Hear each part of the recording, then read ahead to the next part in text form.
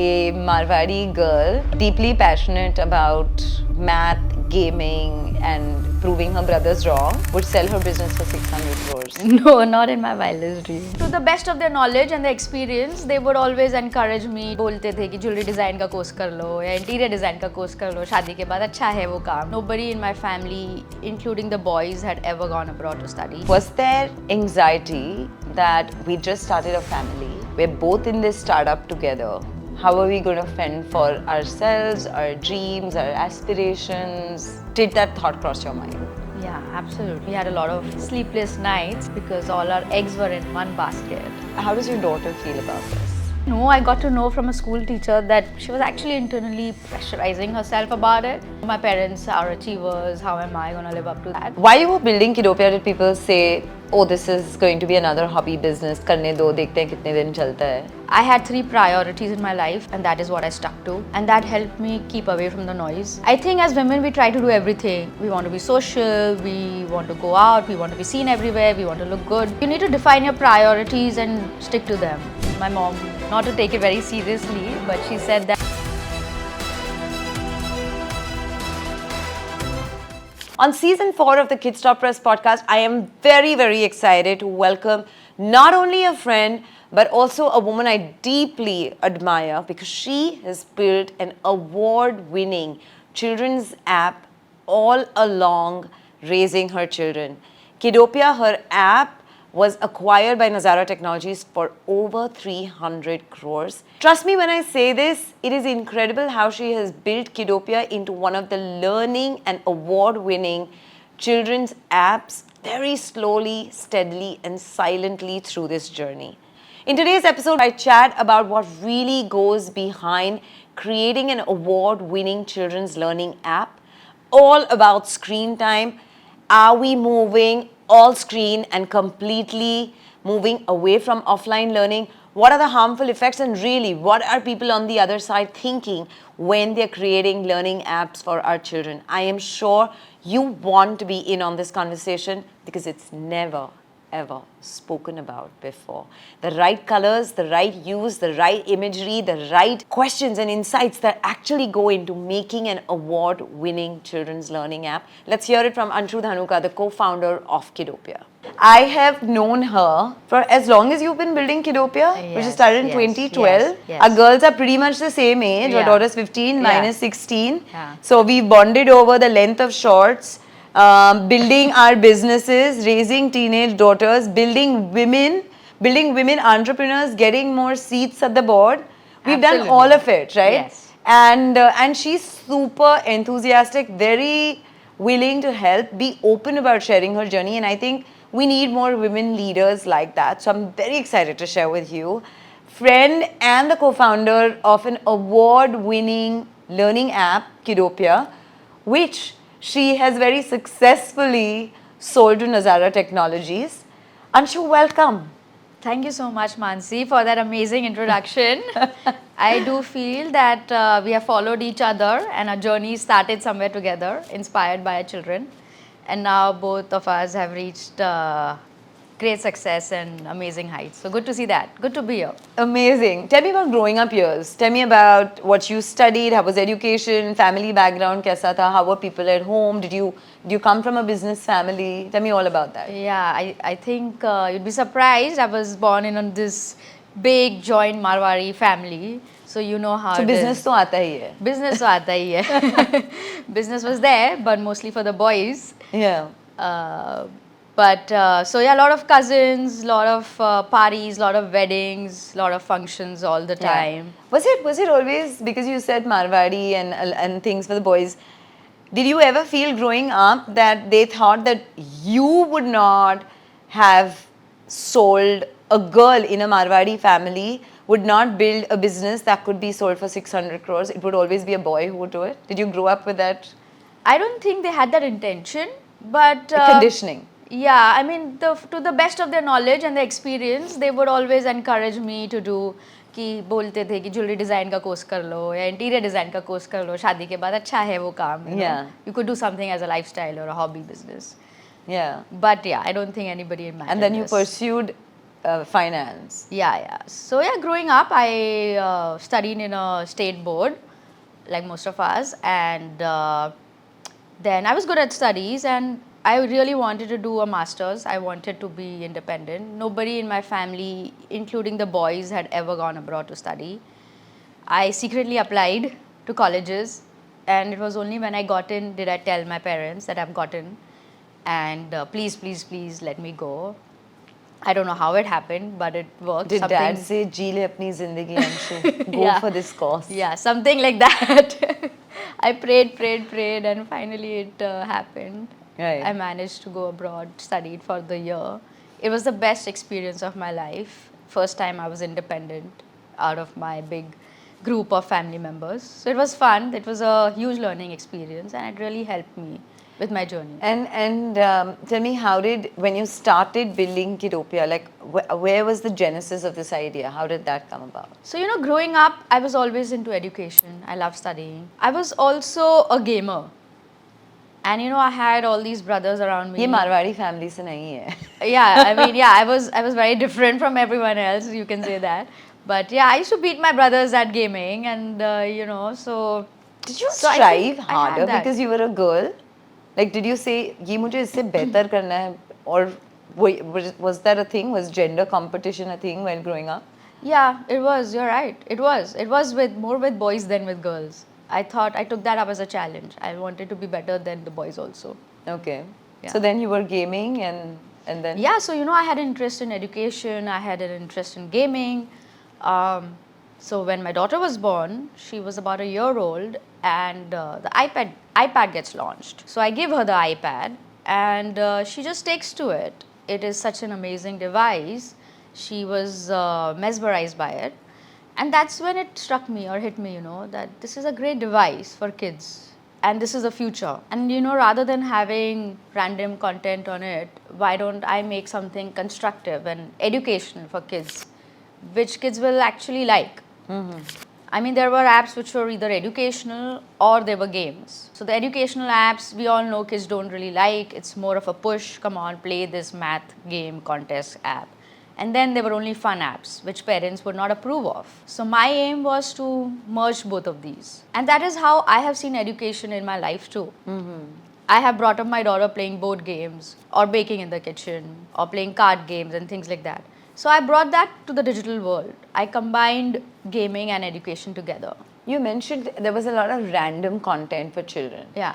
And I think that I want you to deeply define that word random, because I think parents today don't know what is good content from the bad. So define that good from the bad. There is a lot of inappropriate content. There are a lot of games which are just about violence or doing funny things or spooky things. They are not really helping kids learn anything. Kids don't take away anything from them. It's pure entertainment. Plus, there are algorithms to keep them hooked and addictive. Right. So it's just a rabbit hole. It's just a spiral. Right. And when you talk about the animation or the speed or the color or the language, while you were building it, and when you thought of the idea, were you very sure, ye mere app mein nahi hoga. My app will not have this. Yeah. So when I started, I didn't have any investment or seed funding. Yeah. But I wanted a global appeal, global design for my app. I actually reached out to freelancers all over the world, and I got on board an Argentinian designer to set the design language of the app, because that's all I could afford, and they were really good. So I loved their work, and they just freelanced for me, and that is how I set the design language to have a global appeal. Right. And were there a lot of people who then said that, अच्छा ये तो hobby business है, कर लो, कोई बात नहीं, थोड़े दिन में खत्म हो जाएगा? Was that the mindset? I don't think anybody told me that vocally, but I'm sure that's what people thought or perceived. But I had a very tunnel vision. Like, I was very stubborn like that. I had 3 priorities in my life, and that is what I stuck to. And that helped me keep away from the noise. I think as women, we try to do everything. We want to be social, we want to go out, we want to be seen everywhere, we want to look good. So you need to define your priorities and stick to them. I would not socialize. No, everybody knew I would not meet them on a weekday. Yeah. It was only on weekends. So it was just about close friends. It was about my daughter and my immediate family.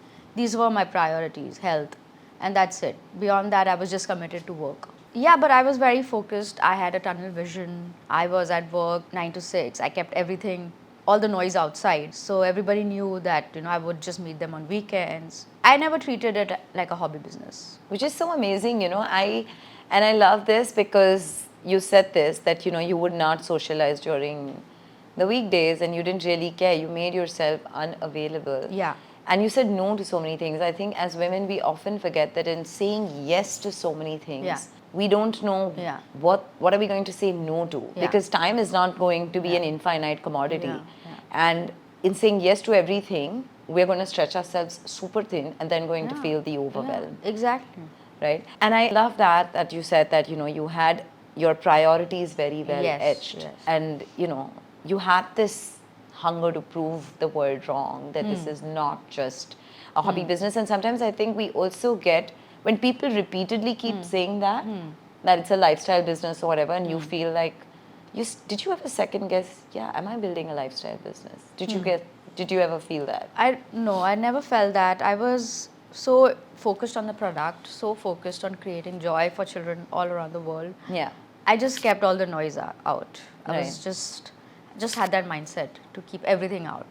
No naysayers could actually deter me from my goal or objective. Amazing. Yeah. Amazing. And you were bootstrapped for a large part of the business. Yeah. So tell me, when did you see that inflection point? When did you feel like, Acha, this is getting somewhere? Yeah, so we being Marwaris and everything, we were like a traditional outfit. We believed in profitability, not burning cash.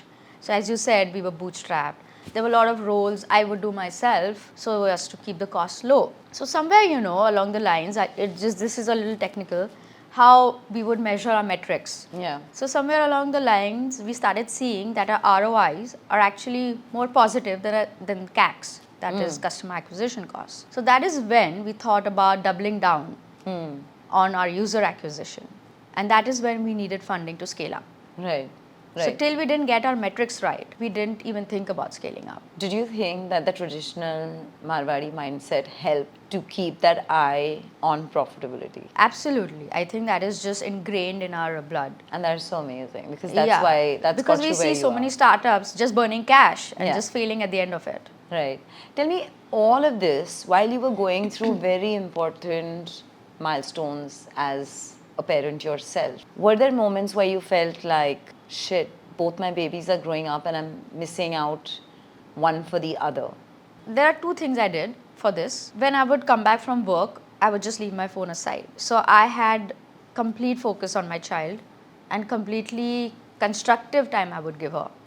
In fact, I would be so organized that stay-at-home moms would call me for school updates and such. Wow. My home was completely organized. It was working on Excel.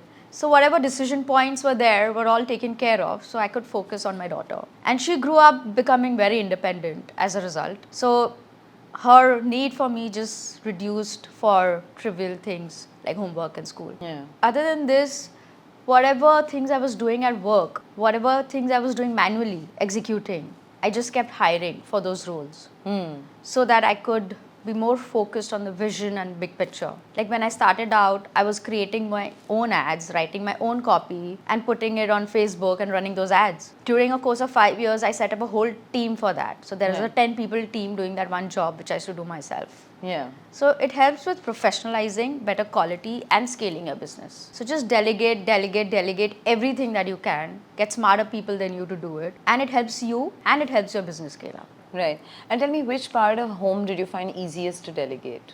That it was literally running on Excel? The daily menu. The daily menu. From tiffin to breakfast to evening snacks to dinner. Yeah. And tell me, crack the code on the discipline of being even on top of the school updates, because I know that's an area that I am really struggling with. Like, I feel like I can do the meal planning in the home and my business, but I feel like the school updates, I'm clearly slacking on it. Even if I claim, I think all my friends who are watching or listening to this episode are going to put laugh emojis there. Yeah. So tell me about how do you crack that one?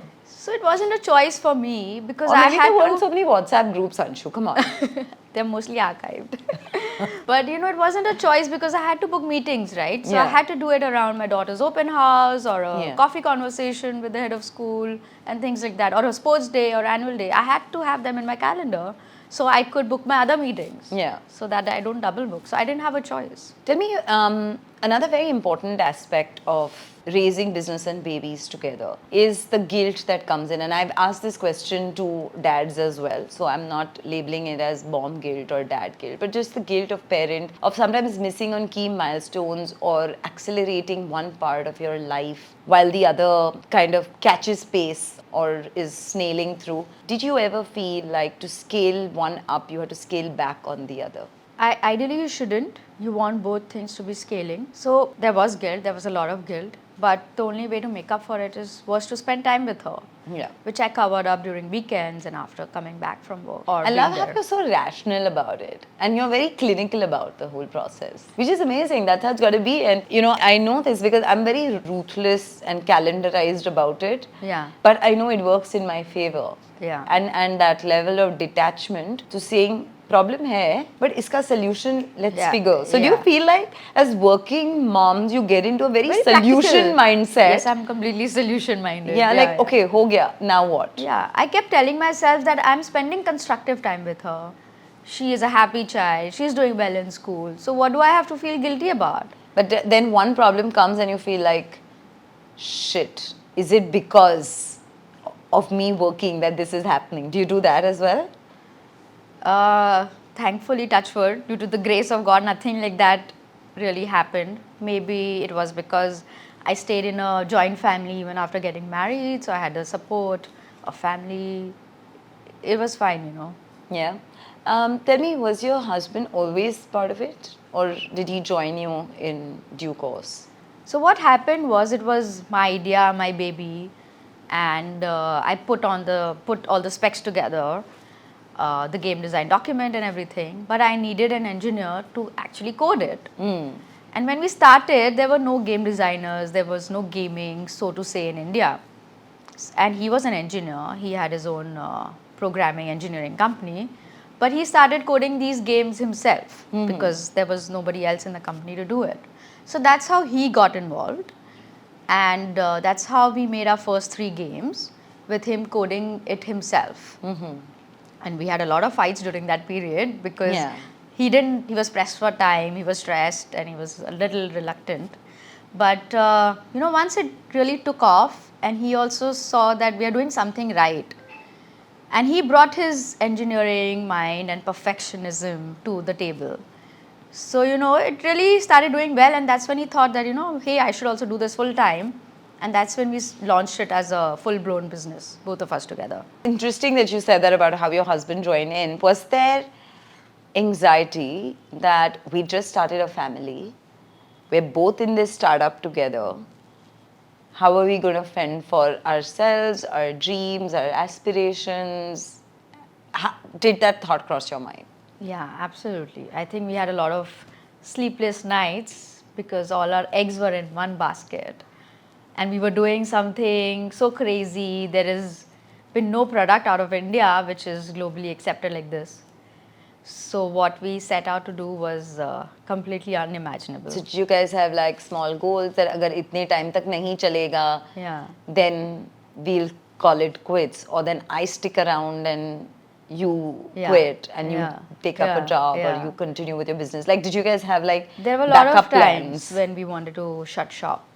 We struggled a lot initially, finding funding when we needed it, or in just a form of validation. At that time everyone was getting funded, so we needed that. We had a hard time doing that because it was a global product. Everybody wanted an India story. So it was difficult for us to bridge that gap. Right. Also, I know that people say this, working with your spouse is in a business that you guys are both building. And people say that either when you're building, most couples split, either when they're having a baby or soon after, when they're designing a home or they're running a business. Absolutely. Did you guys ever want to kill each other for being co-founders? Is it hard? As I said, initial days were tough. You Yeah. know, they are tough, and the going is tough. It is really tough. I think we have fought in office. We have done all sorts of things. You know, just going to work together in the same car. Sometimes you would end up fighting or disagreeing.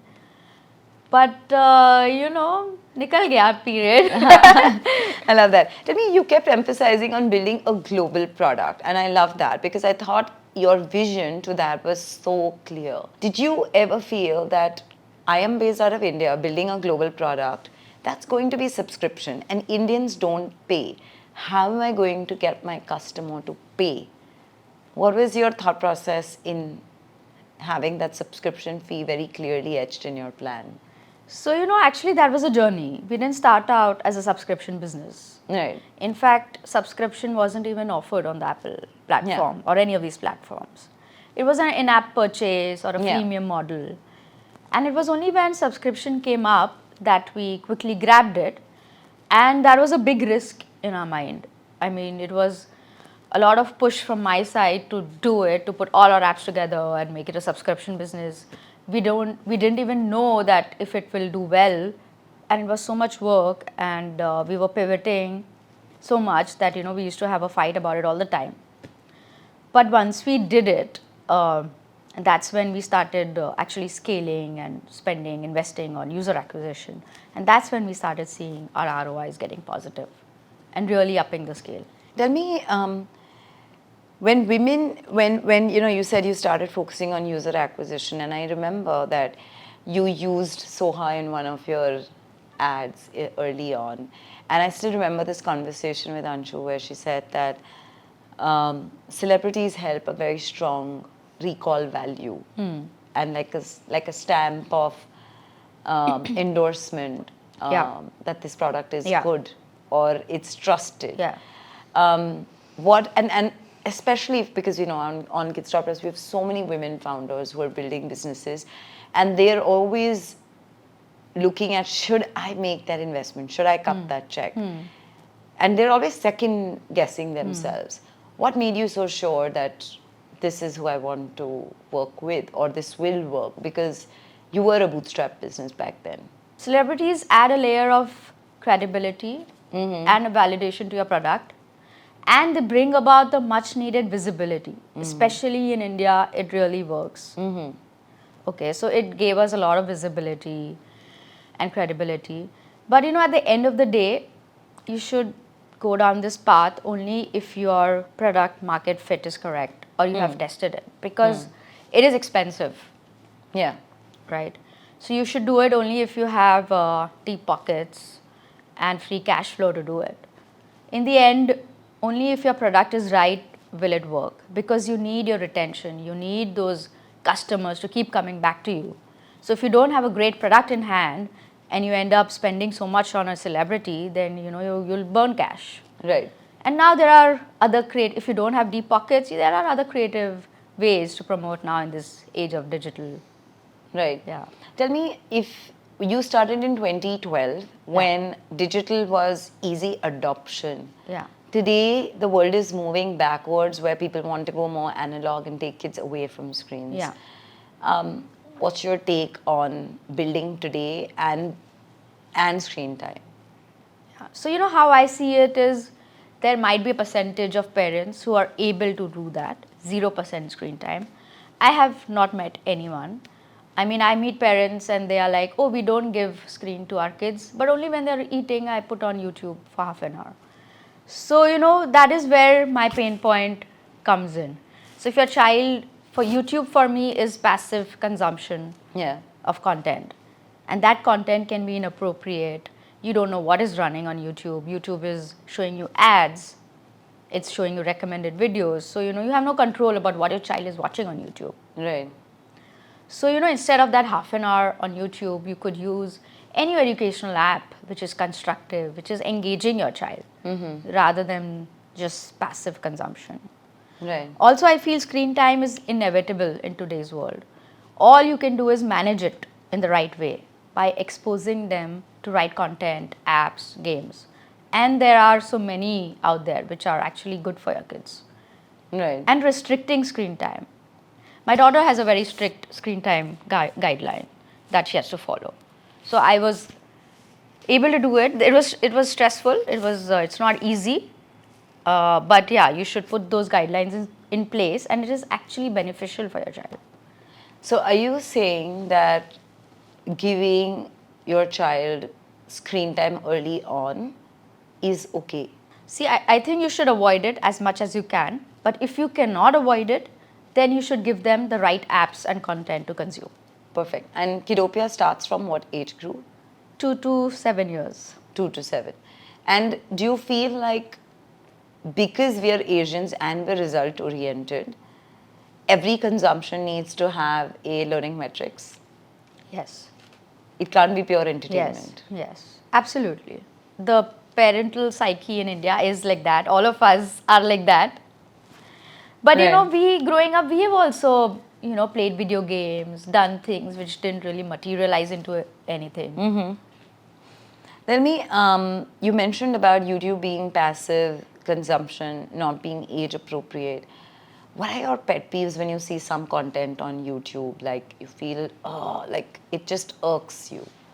Yeah, when there are like spoofs and gags that kids are doing and people are doing, all these influencers are doing, memes and all that. So, that really turns me off. And if kids are consuming that, Right, it's not right for them. right.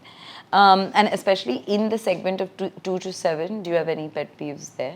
So, a lot of content I see now is what you call fast comedy, just for the sake of comedy. The characters are saying anything or doing anything or hitting each other or cheesing around. So, the slapstick kind of comedy is Yeah. something I'm averse to. Okay. Tell me the meeting with Tim Cook. Like, is that that one memory that will be very, very hard to erase? Yeah. How was it? I And him think- recognizing the incredible apparent hobby business that she was creating by the so-called naysayers. Yeah. Did you ever envision it? Not in our wildest dreams, honestly. But how was that meeting and how did it happen? And tell us all about it. We were so nervous to meet him. It was such a So big did surprise. his office reach out and say, hey, Yeah. Tim is here and he would like to meet you guys, and you would have said, who are you calling? Like, did any of that They didn't happen? even tell us that Tim is here and he wants to meet you. They just said somebody wants to meet you. Okay, Somebody special is coming down from the US and they want to meet you. okay. And you come to our office at this time and you'll have a meeting with him, private audience with him. Okay. And then what happens when you enter the door? Yeah, so when he came in, we were like shocked. We had kind of realized because the Apple stores were opening at the same time. Yeah. So we had put 2 and 2 together, but they would not explicitly tell it to us. Yeah. We were very nervous to meet him. We were like, what will we tell him? I hope it goes well. What's going to happen? What's he going to ask us? Right. And did you ever go through self-doubt? Like, hey, हमें क्यों मिलना चाहता है? Did you do that? We were so excited and happy that it happened. Right. There was no space for self-doubt. We were just so overjoyed. Right.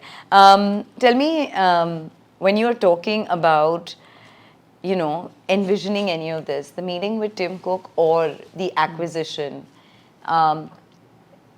did you ever think of it in your wildest dreams that this is what the future of Kidopia will be? Not at all. I never imagined. I don't think as founders we build for acquisition. do we? Yeah, no, not at all. Okay, so tell me, like the Tim Cook meet when the Nazara acquisition happened, they first approach you, how did that happen? Did you ever think that this is going to be the future of Kidopia?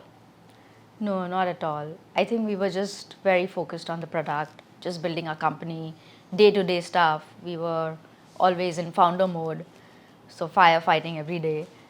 Somewhere, yeah, we used to keep reading about this company getting funding and that company getting acquired. So it used to sound exciting and you would hope that it would happen to you. And also, I think in the period that you were building Kidopia, funding was the metrics of success. Exactly, yeah. It had almost become Yeah. like, it's like Oprah said, you can have it, you can have it, you can have it. It almost seemed Yeah. like the only award you need Yeah, to be called an entrepreneur. exactly. Yeah, was that a metrics that you were chasing too? Maybe towards the later when we needed the money, but not initially. Yeah. When we really wanted to scale up, Yeah. that is the only time we went out to look for money. Yeah. And then tell me, how did the meeting happen, and how did they approach you guys? So we actually bumped into them at a game conference, and they really liked what we do, and they wanted to increase their bouquet of offerings, and that's how our conversation started. Right. And then? Yeah, and then they acquired 50%, and 5 years down later, they acquired the rest of the 50%. So you know. And tell us about the total deal size. It was about 600 crores. Yeah. Did you ever think that a Marwari girl, deeply passionate about math, gaming, and proving her brothers wrong, would sell her business for 600 crores? No, not in my wildest dream. Does it still feel like this is true? On this topic, I will tell you a comment that my mom, it was a compliment in her sense, but yeah, not to take it very seriously, but she said that now I feel like mere do bete hai. Oh my God. I think I took it as a compliment, even though I'm a feminist, but from where they're coming from, it is a compliment. Yeah. And tell me, what were I think people just see success as a very linear approach. Yeah. They don't see what you're giving up for it. Yeah. What's the price you've paid for your success?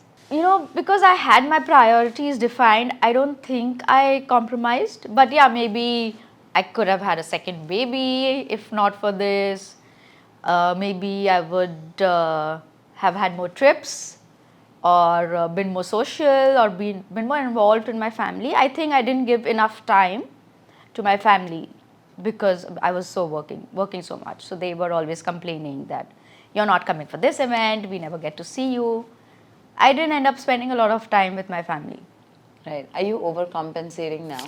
No, I'm trying to maintain that boundary still because I know I'm going to start working. So I don't want them to get used to it. I love that. Otherwise, you'll be at lunches They'll be expecting me at every lunch and event. Yeah. How does your daughter feel about this? She is fiercely proud of us, and she really looks up to her parents.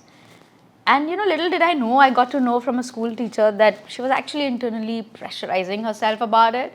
That my parents are achievers, how am I going to live up to that? So that was a conversation that we had to kind of have with her. Like, you should not, everybody has their own journey, so it doesn't matter what you do, you'll have your own journey. So right.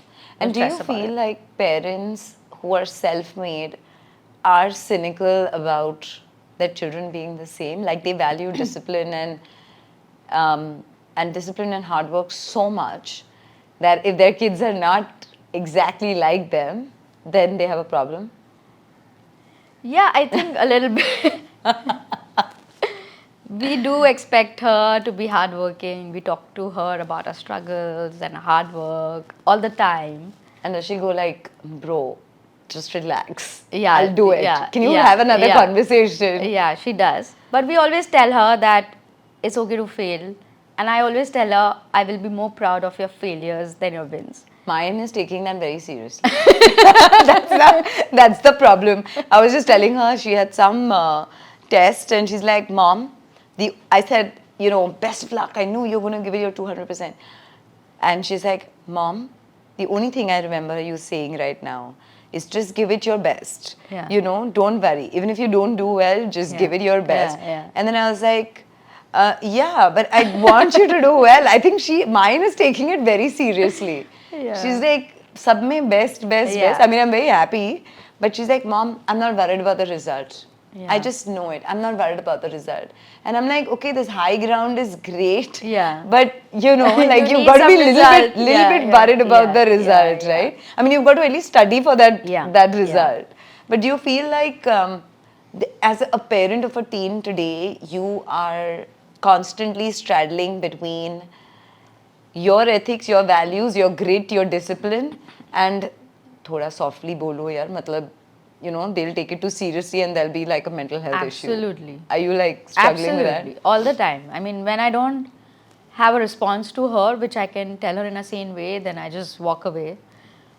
because I don't want to say something when I'm emotional. Yeah. Are you emotional? Yeah, very. I get. I don't know how to handle emotions, so I just take my time off. It's so ironical for me to hear somebody who's deeply emotional, also very clinical and organized Yeah, about. yeah. So there are like two very different sides of you I see today. Yeah. Because either you're suppressing your emotions, but then when you feel it, then you really feel it, and then you don't know how to handle it because you're not used to handling it. I love You don't have that. practice. Yeah. And you're well practiced there. Better than me. I really struggle with it and you know it. I like find it so hard because I think, also I think being constantly in the public eye, you're always constantly judged for everything that you're Yeah. doing or Yeah. everything that you're saying. Yeah. Yeah. And there is a very strong side that you want to fiercely protect. Yeah. Because you want to keep that for your loved ones. I honestly feel it's so difficult to put yourself out there every day in the public eye. Yeah. I find my office, my workplace, my staff, my employees, my colleagues, all are my comfort zone. I love just being there. Yeah. So coming out here is so tough for me.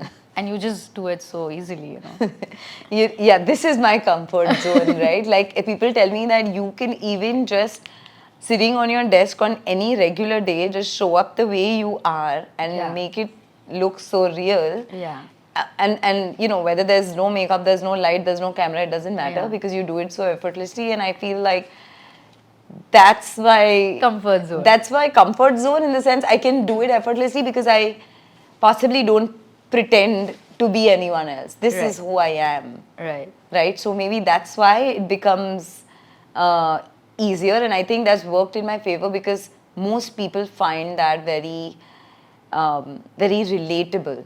Because I think the reason why Kidsstoppress worked in the first place was because I didn't pretend to be an expert or somebody I'm not, or be a mom with an entourage of people doing something for her. I mean, if you have that, that's great, but I didn't. Yeah. And I think 95% of people don't have that, and that's why I think the relatability factor was You have to be authentic. You have to be genuine. was very, very and that high. you were. Yeah, so that kind of almost worked. You did help me during my initial journeys because you were talking about classes, products, so much I've followed Yeah. you. I'm sure now you're struggling with the teen troubles as well. Tell me things that you fight with your daughter on. We do fight about chatting with friends, meeting with friends all the time, social circle that they have built. Yeah. We fight about clothes and using Sephora makeup, Sephora culture. Alright. Yeah, I keep telling her. I keep talking to her about food, ordering Zomato, Swiggy, stuff there, eating healthier. Yeah. And tell me, for somebody who's so driven in life, how do you inculcate that level of grit in your child? Is it something that you and your husband do consciously? I think 90% of parenting is unconscious. I really believe that. Like, she has seen us grow and she has just imbibed a lot of our qualities in that process. How we talk to help, how we talk to an elder. Like, it's ingrained in her. She talks to them in a similar way with respect and compassion and empathy. So a lot of parenting is just unconscious. Right. And although I do believe that she has a lot more distractions now, given this day and age. And so somewhere we have to provide her that guidance. But it has to be done very subtly. With kids these days, they can just... Yeah. Do you feel like you're raising a fragile generation? Very fragile. Tell me more about it. Tell me more about it. Why do you say that? I think they are fragile and they're super smart. I mean, I would read a parenting book and try those tricks on her. And she would be like, Mom, I know you've read something and you're just trying to be patient, but I know you're seething with anger and you're just about to burst. Yeah. So she would just see through that, Right. Or if I would, just ask her something and she would be like, there would be an outburst just because, you're teenage. So tell me, with the abundance of so much, your daughter reading the press, knowing what you're worth, how do you still keep her grounded? And does she come back and say, Mom, stop being conjuice? Like, I know you have money. Like, why are you saying no to me all the time? Does that happen? It happens in a different way. Like sometimes we even fight over 20 rupees if she wants to go and buy something off the road. I mean, they love to go to this store outside school and buy junk from there, chocolates and candy and whatnot. So I'll fight with that 50 rupees also with her. But at the same time, if she says that she really needs something or clothes or something, then yeah, then it's like, yeah, of course, you need something, then yes. But I keep reminding her that there should be a limit for everything. And whatever you wear, whatever you buy, you need to wear and use it. Yeah. You cannot just use and throw clothes. You need to wear them over a period of time. And I keep talking about kids who are underprivileged, who don't have such privileges. So she should be mindful of that. Right. I think she's got an overdose of that. And every time she wastes food, she's like, yes, mom, I know you're going to tell me. Is that like every Indian mom forever? Right? तुमको इतना खाना मिल रहा है, see how much you're wasting. Yeah. Yeah. Exactly. That's true. No, I think they are bored You know, of yesterday I was listening going for this concert with my daughter, and her friend was in the car, and I said something like, you know, like, yeah, with these clothes you wanted to go like this, and the daughter was like, Auntie, you sound like my mom. And I was like, yeah, we do, right? All So I of think us it's are like every that. Indian mom on Yeah, repeat. Yeah. We just don't have the mentality to, you know, just let them have a free hand of what Yeah. they're wearing, spending, eating. Yeah. Absolutely. Now for the fun part, we'll move on to the rapid fire. Let's see how you fare. Every question that I had actually given her to prep has been removed. So let's see how she does. Okay, I'm just joking. Relax. She's already nervous. Okay, your favorite social media apps? So, Instagram, but I have a screen time of 15 minutes on it for myself also. I can just touch your feet on that. How long do you spend on it each day? You just said 15 minutes. That's I knew the amazing. question, no? So I just said, you're going to start again. Okay. No, that's fine. What's the most memorable feedback you've received from children about Kidopia? So, you know, during COVID, we got a lot of feedback from parents who said that Kidopia was their COVID savior and they only survived COVID because of Kidopia. And we have kids who dress up like characters from Kidopia and send us their videos of dancing, of acting. So that is really touching. Right. 3 top skills for kids that parents must focus on to make them future ready. So mental health is a big one. Other than that, I think communication. And then I think real life skills like doing household chores, cooking, cleaning up to survive if they were alone in a forest. Okay. Preferred quiet time to work, early mornings or late nights? Early mornings. Okay. What's the 3 productivity tools that you swear by as an entrepreneur? Slack for communication, Jira for our project management, and Figma for all our design work. Okay, I've learned 2 new ones today. Which was your favorite subject as a child? English and math. Okay. How do you unwind when you get an hour of me time? I love to read, so I just curl up with a book. Okay. One piece of advice you would give your younger self? I would tell my younger self that, you know, whatever insecurities you have, it'll all work out in the end. Don't be so harsh on yourself. Just be yourself. Okay.